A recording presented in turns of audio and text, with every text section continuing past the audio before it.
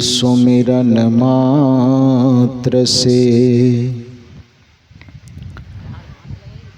नासत विघ्न अनंत।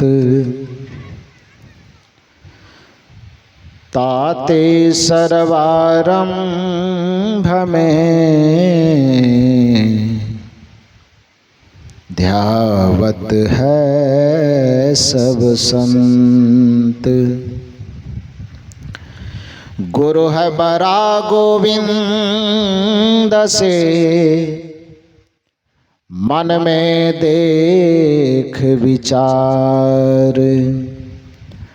हरि सिर जय तो बार बार, गुरु सिर जय तो पार। गुरु सिर जय तो पार। मेरे आध्यात्मिक जीवन के संपोषक परमाराध्य परम पूज्य सद्गुरुदेव जी छत्तीसगढ़ के पावन धराधाम जिला धमतरी के ग्राम नवागांव में परम आदरणीय श्री महेंद्र साहू जी के समस्त परिजनों के सौजन्य से उनके माता पिता के पुण्य स्मृति एवं नए घर के प्रवेश के उपलक्ष्य में आयोजित 2 दिवसीय सत्संग समारोह के दूसरे दिन के समापन सत्र में मंच पर विराजमान सद्गुरु कबीर ब्रह्मचारिणी आश्रम नवागांव से पधारी हुई परम पूजनीय श्री समता साहब जी एवं उनके साथ में पधारी हुई हमारी समस्त साध्वी बहनें सद्गुरु कबीर आश्रम भैंसमुंडी धमतरी से पधारे हुए हमारे परम पूज्य संत श्री लखन साहब जी, जिनके विचारों को अभी आप सुन रहे थे पूज्य संत श्री यतीन्द्र साहब जी, एवं इस मंच पर विराजमान विभिन्न स्थानों से पधारे हुए पूज्य संत गुरुजन, इस परिवर्तन परिवर्तक स्थल पर विराजमान अध्यात्म प्रेमी सज्जनों तथा देवियों। इस मंच से इस सत्र में विभिन्न गुरुजनों से अच्छी अच्छी बात श्रवण किए। पूर्व में हमारी एक साध्वी बहन अभी भजन आपको सुना रही थी। क्षमा कीजिएगा, नया नया होने के कारण सबका नाम नहीं जानते हैं। 2-3 बार आऊँगा तो सबका नाम दिमाग में जुट जाएगा। तो जो भी बहन गा रही थी बड़ा प्यारा भजन कि अनमोल तेरा जीवन यूं ही गवा रहा है, किस ओर तेरी मंजिल किस ओर जा रहा है। अभी श्री यतीन्द्र साहब जी जो चिंता प्रकट कर रहे थे अपने देश की युवा पीढ़ी के द्वारा, इसी भजन में वो भाव छिपा हुआ है कि मंजिल हमारी किस ओर है और यात्रा हमारी किस ओर हो रही है। कबीर साहब ने इसी बात को अपनी साखी में प्रकट किया है कि जाको सदगुरु ना मिला व्याकुल दहु दिस धाय, आंख न सूझे बावरा घर जरे। काम क्या कर रहा है? घूर बुत है। घूर समझते हैं आप लोग? किसको कहा जाता है? इधर क्या कहते हैं घूर को? घुरवा। हाँ, बिहार में भी उसको घूर कहते हैं, इधर घुरवा कहते हैं। तो कबीर साहब इस जगह पर लगता है थोड़ा बिहारी लेवल में आ गए थे। छत्तीसगढ़ के लेवल में भी कहीं कहीं आए हैं। छत्तीसगढ़ की भी भाषा का प्रयोग बहुत जगह किया है बीजक में कबीर साहब ने। अभी मैं परसठी जा रहा था कार्यक्रम में, तो यहाँ उपरवारा से, नया रायपुर उपरवारा से कार्यक्रम संपन्न हुआ। अब फिर वहाँ से परसठी जा रहा था तो देखा हुआ तो था नहीं, तो रास्ते में चलते चलते चलते चलते जब परसठी के नज़दीक पहुँचे तो गाड़ी को रोकवाया और एक दुकानदार से पूछवाया कि भाई परसठी जाना है, किधर से जाएंगे, किधर जाना है। तो उस दुकानदार ने कहा कि आगे जाइए, एक मोड़ आएगा, उस मोड़ पर आपको डेरी मुड़ जाना है। तो हमारे साथ में जो लोग बैठे थे कहे साहब ये कहता डोरी मुड़ जाना है, हमको डोरी नहीं बोला, डेरी बोला। कि डेरी क्या होता है? हम कहे ये तो मैं इसलिए समझ पा रहा हूं क्योंकि सदगुरु कबीर साहब के बीजक को पढ़ा है। सदगुरु कबीर साहब के बीजक में आता है कि फहम आगे फहम पाछे, फहम दाहिने डेरी, अब फहम पर जो फहम करे सो फहम है मेरी। ये साखी कई वर्ष पहले पढ़े थे और उस समय उस डेरी का अर्थ खोजने के लिए पूरा शब्दकोश छान मारे, लेकिन डेरी का अर्थ कहीं समझ में नहीं आया था। तो संत गुरुजनों से सुन करके समझ लिए थे, लेकिन ये शब्द है कहाँ का कि जिसका अर्थ शब्दकोश तक में नहीं है, ये मेरे समझ में नहीं आ रहा था। लेकिन उस रोज परसठी जा रहे थे तो अच्छा अच्छा ये छत्तीसगढ़ वाला शब्द है। तो कबीर साहब का दर्शन विचार इतना व्यापक है कि जिस क्षेत्र में जिस इलाके में जाते थे वहां के शब्दों को अपने साहित्य में दर्शन में समाहित कर लेते थे। जब छत्तीसगढ़ आए होंगे तो साहब छत्तीसगढ़ी बन गए होंगे, डेढ़ी शब्द लगा दिए। डेढ़ी में ना बाया, बाया होता है ना साहब, बाया। तो साहब कहे कि डेढ़ी घूम जाइएगा। हमारे साथ वाले कहते डोरी किधर घूमना है? हम कहे डोरी नहीं डेढ़ी, मतलब बाया घूम जाना। हम कहे अच्छा चलो एक शब्द नया सीखे छत्तीसगढ़ में आके। तो आज आप लोगों ने एक नया शब्द सिखा दिया। अब बिहार में घूर कहते हैं, यहाँ आपने कहा कि घुरवा कहते हैं। चलो आपको बहुत बहुत धन्यवाद।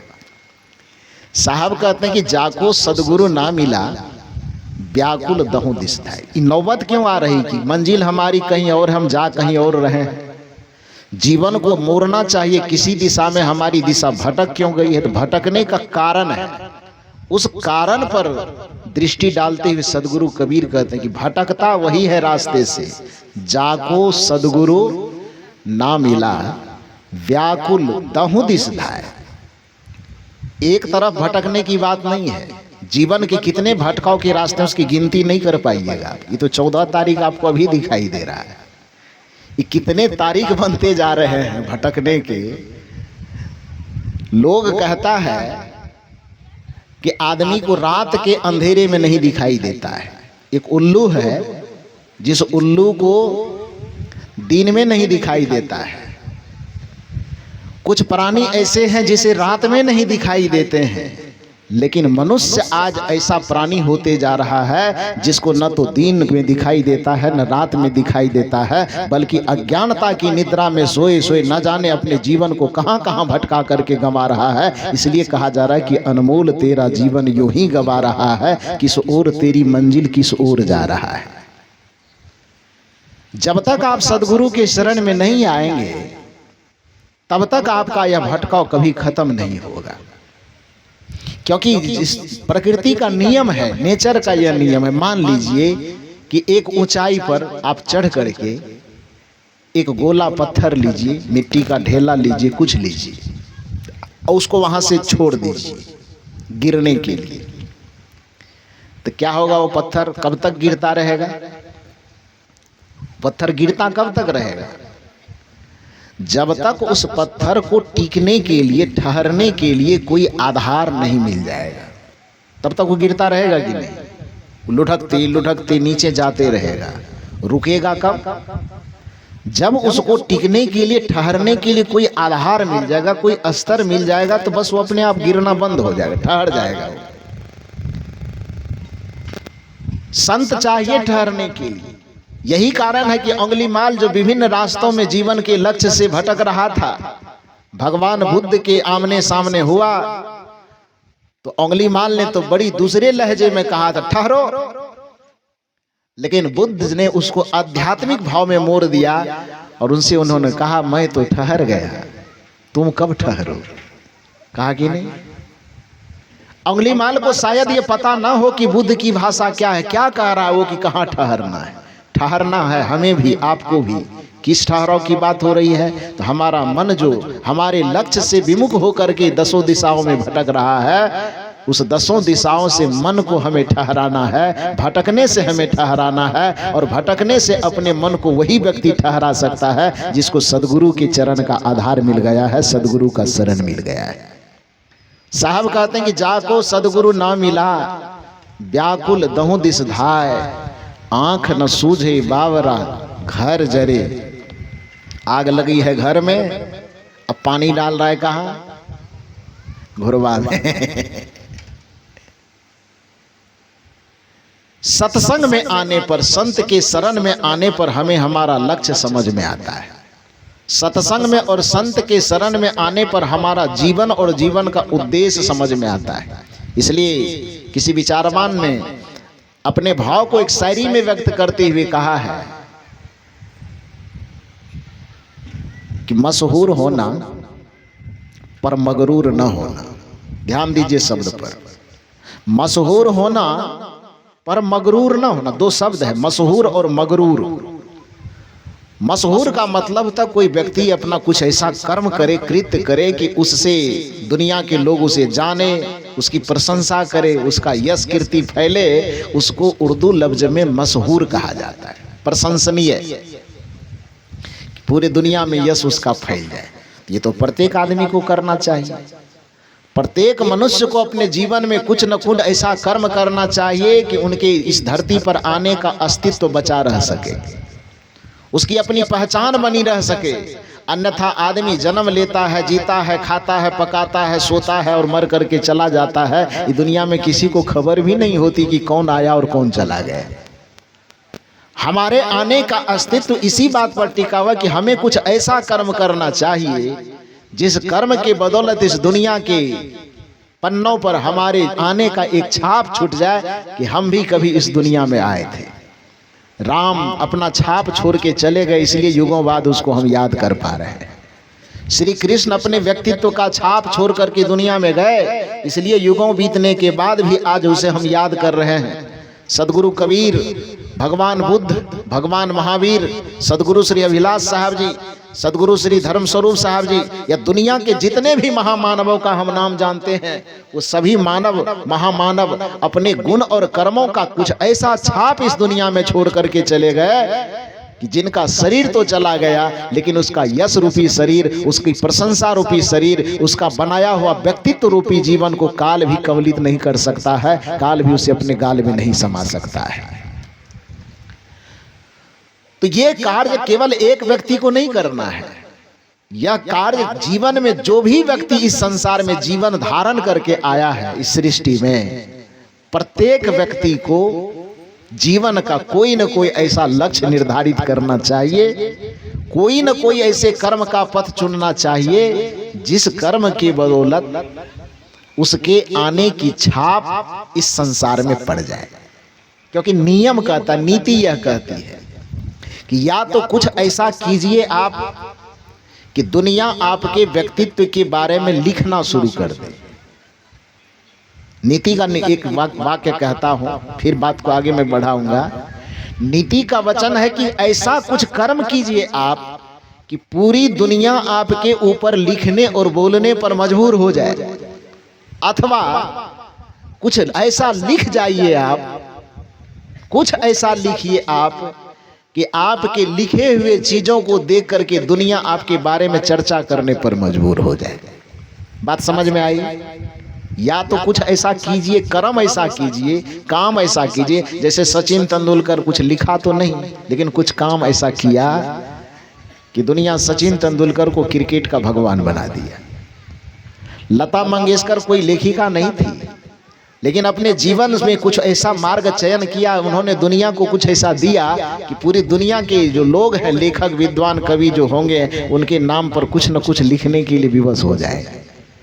डॉक्टर APJ अब्दुल कलाम ने बहुत कुछ लिखा तो नहीं होगा, लेकिन अपने जीवन से इस दुनिया को ऐसा कुछ दिया कि जब तक यह धरती रहेगी उनके ऊपर में कुछ न कुछ लिखने के लिए कुछ विवश रहेंगे।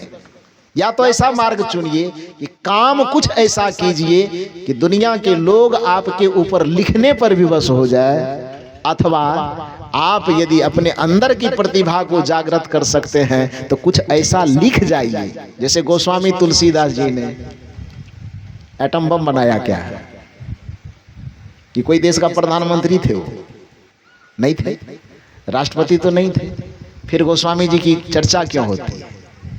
क्योंकि गोस्वामी जी वहां करने वालों की श्रेणी में नहीं है, बल्कि उन्होंने कुछ ऐसा लिख डाला है कि उनकी लेखनी के बदौलत उनका व्यक्तित्व निखर गया है। निखरा है कि नहीं?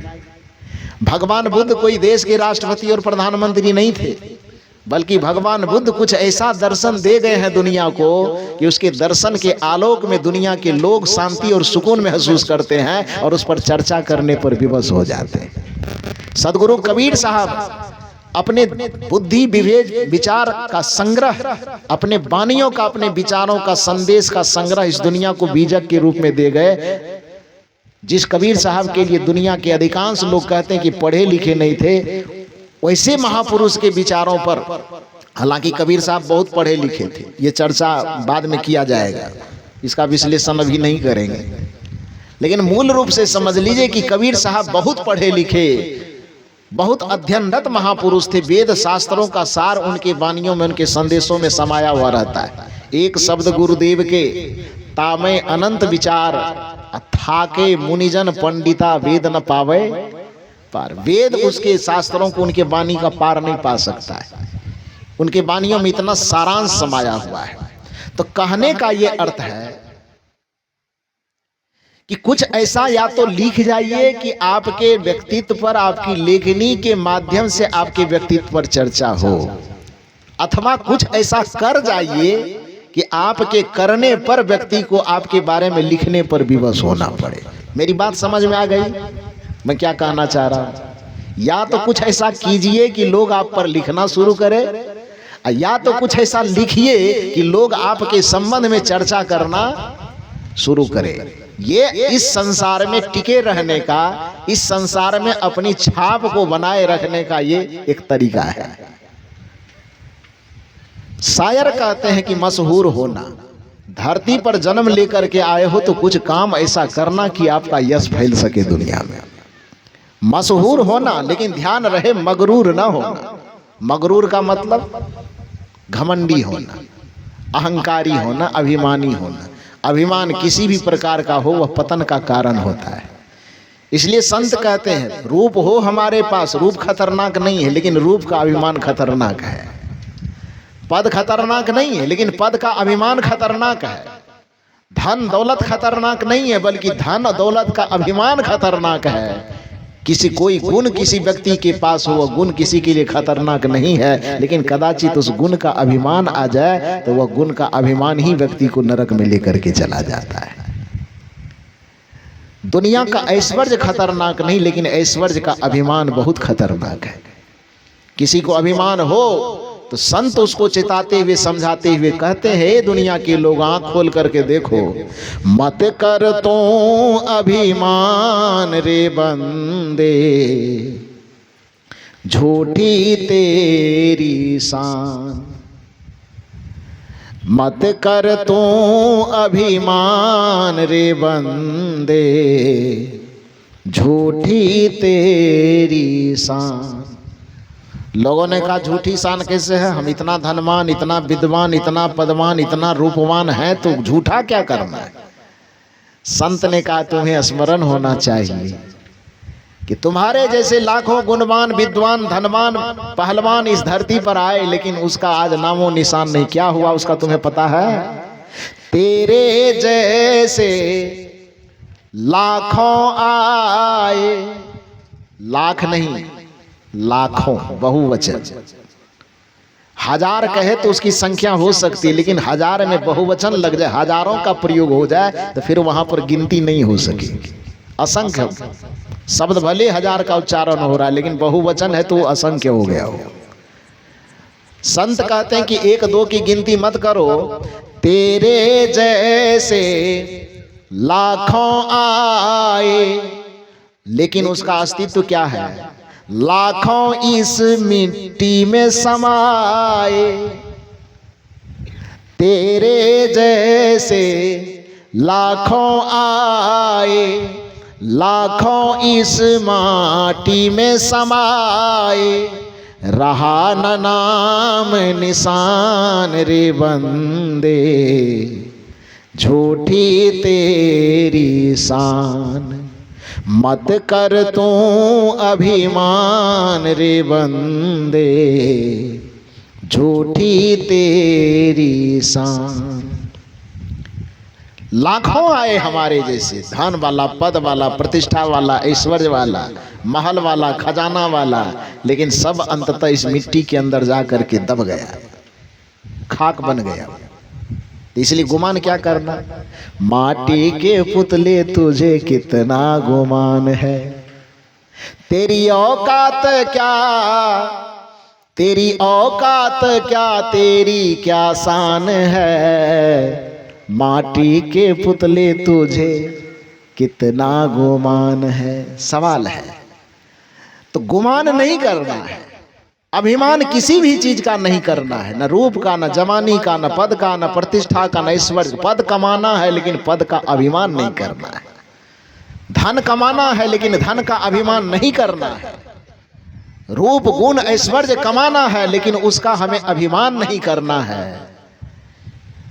इस बात का हमें ध्यान रखना चाहिए। इसलिए संत कहते हैं कि मशहूर होना लेकिन मगरूर मत होना। ध्यान दीजिए, मशहूर होना पर मगरूर मत होना, दौलत के नशे में कभी चूर मत होना। मशहूर होना, मगरूर न होना, दौलत के नशे में कभी चूर न होना। जीवन में चाहते हो सदैव सफलता और शांति, तो संतों के चरण से कभी दूर न होना, संतों के चरण से कभी दूर न होना। जीवन में सदैव सफलता और सफलता के साथ सुकून चाहते हो, सदैव सफलता और सफलता के साथ शांति चाहते हो, सदैव सुविधा और सुविधा के साथ परम सुख चाहते हो, तो संतों के चरण से अपने आप को कभी दूर मत करना।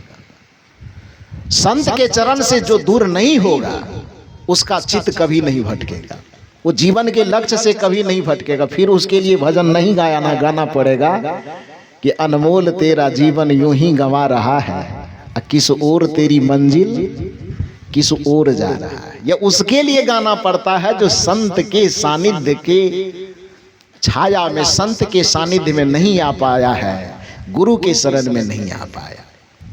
क्योंकि गुरु के शरण में लगने पर व्यक्ति का भटकना बंद हो जाता है। संत के शरण में आने पर व्यक्ति का, चूंकि भय से वह इतना मुक्त होता है कि काल भी उसके सामने में आवे तो काल का डर भी उसके मन को भटका नहीं सकता। आप कहें कैसे? एक कहानी से मैं समझाऊं? इजाजत है आपकी? समझाओ। चलिए रामचरितमानस के पास। आप लोग क्यों हंस रहे हैं? मुझसे कुछ गलती हो गई क्या? तो मेरा नाक 1.25 कुंटल का हो गया, तब क्या होगा जी? क्या हो गया? रामायण की कहानी पसंद आ रही है। हाँ अट्ठे वैसे भी किसी भी तरह हंसना चाहिए, लेकिन हंसना चाहिए। मैं हंसने के बड़ा पक्षधर आदमी हूँ। खास करके सत्संग में बैठे हुए लोगों को मुस्कुराना चाहिए, क्योंकि दुनिया को ये खबर होनी चाहिए, लोगों को पता चलता है कि आदमी जब हाथ में बोतल शराब का लेता है तभी उसको झूमना आता है। लोगों को लगता है कि मन बोझिलता से मुक्त तभी होता है, बोझ दबे हुए बोझ भार से तभी व्यक्ति का मन मुक्त होता है जब हाथ में शराब का बोतल आता है। हम सत्संगियों क्या यह कर्तव्य है कि जब हम संतों के पास बैठें, जब हम गुरुजनों के पास बैठें, तो हमारा दिल, हमारा दिमाग, हमारा मन, हमारा मस्तिष्क इतना हल्का हो और इतने खिलखिलावे, मुस्कुरावे कि बाहर रोड पर चल करके जो दारू का बोतल हाथ में लिया भी अभी हो तो उसको ये एहसास होना चाहिए कि असली खुशी दारू के बोतल में नहीं है, असली खुशी सत्संग के पंडाल में है।